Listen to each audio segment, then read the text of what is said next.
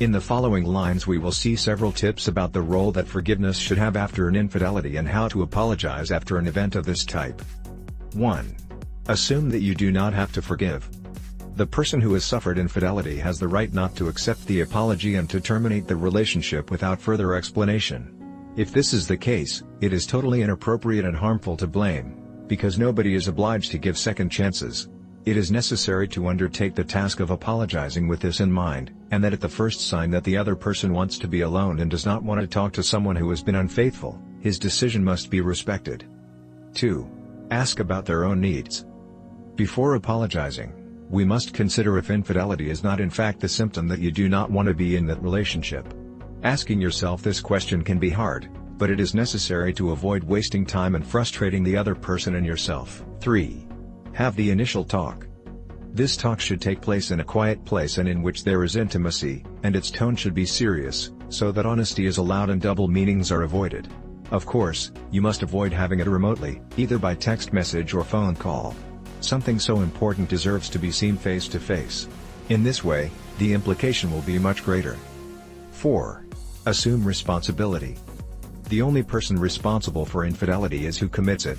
Having this clear is absolutely essential, since otherwise, if it is reflected in the conversation that the other person is also responsible, a totally undeserved and unfair feeling of guilt will be introduced. 5.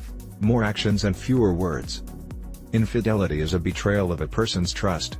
Someone who has made sacrifices to be with his partner, who has missed opportunities that in single life would not have missed, and who has invested time and effort in the relationship. Therefore, it is not enough to simply say "I'm sorry." You have to show a significant change. 6. Do not do it to compensate, but to build. The idea that asking for forgiveness for an infidelity consists of compensating for the wrong part of an incorrect approach about what is happening.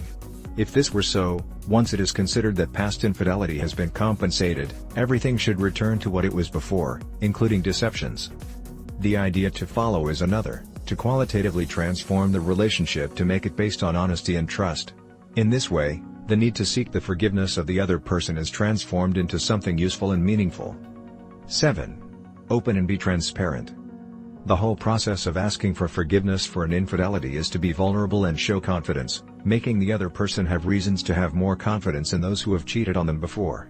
Of course, do not be obsessed with the idea of not keeping any secret, since everyone has the right to keep secrets as long as they do not directly affect the other person who shares his life with her, and provided they are not numerous. In addition, trying to be totally transparent can have a rebound effect.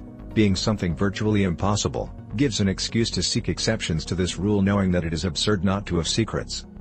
I know it may sound like a dream come true, but we can help you make it come true. I'm happy to tell you that you do not have to wander in the dark, waiting to be lucky. Take advantage of our experience and recover the person you love. Click and now access the following personalized guide. Subscribe and comment. A pleasure and thanks.